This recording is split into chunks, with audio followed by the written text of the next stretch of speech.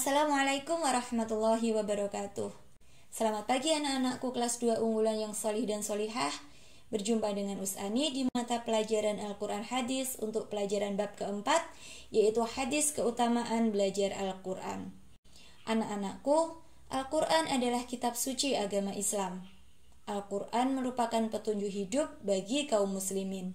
Maka dari itu, kita harus membaca dan mempelajarinya agar mendapat petunjuk dan pahala dari Allah serta selamat di dunia dan di akhirat.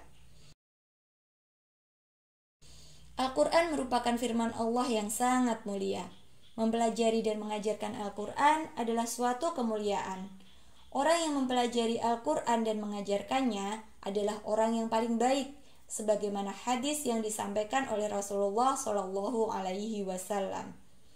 Anak-anakku, banyak hadis dari Nabi Muhammad yang menjelaskan tentang keutamaan Al-Quran, termasuk keutamaan mempelajari dan mengamalkannya.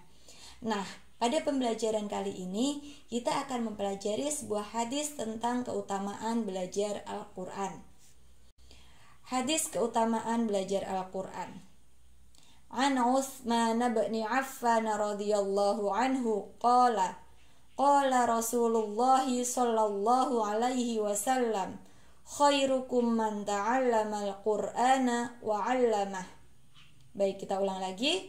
An Utsman bin Affan radhiyallahu anhu qala Rasulullah sallallahu alaihi wasallam khairukum man ta'allama al-Qur'ana wa 'allamah.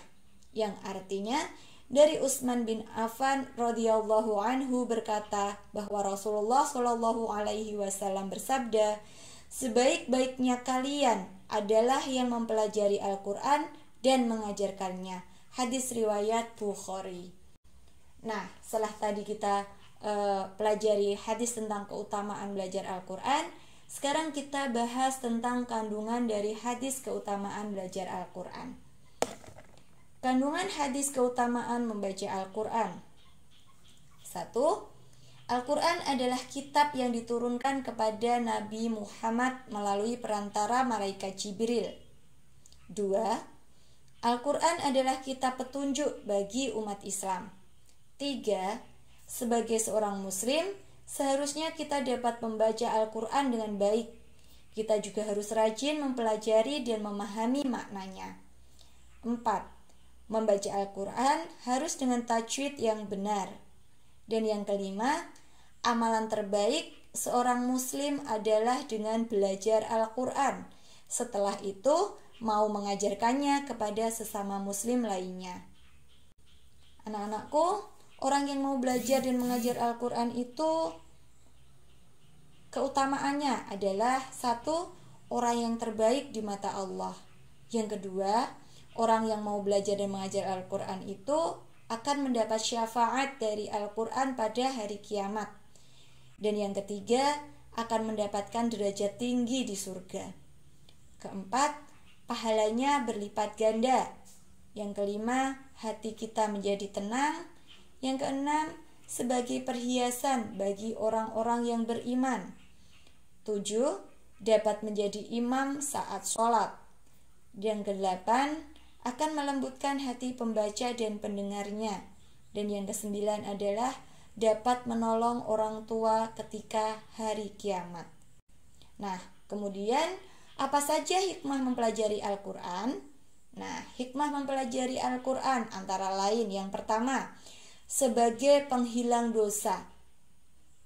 Orang yang sering membaca Al-Quran dan berusaha untuk selalu mengamalkannya, itu artinya ia berusaha untuk menghapus segala kesalahan dan dosa yang telah dilakukan. Dan yang kedua, hikmah dari mempelajari Al-Quran adalah menjaga lisan dari fitnah dan memfitnah. Artinya dengan membaca Al-Quran, lisan kita akan terhindar dari fitnah karena tidak pernah menggunakan lisan ini untuk berbicara yang tidak baik selain untuk mempelajari Al-Quran. Yang ketiga, hikmah dari mempelajari Al-Quran adalah sebagai ilmu pengetahuan. Dan yang keempat, hikmah mempelajari Al-Quran adalah sebagai tabungan akhirat. Mempelajari Al-Quran dan mengamalkannya merupakan usaha untuk menambah amalan di akhirat nanti. Baik anak-anakku, hanya ini sedikit materi yang bisa Us'ani sampaikan pada kesempatan kali ini. Tetap semangat belajar dan menghafal Al-Quran. Wassalamualaikum warahmatullahi wabarakatuh.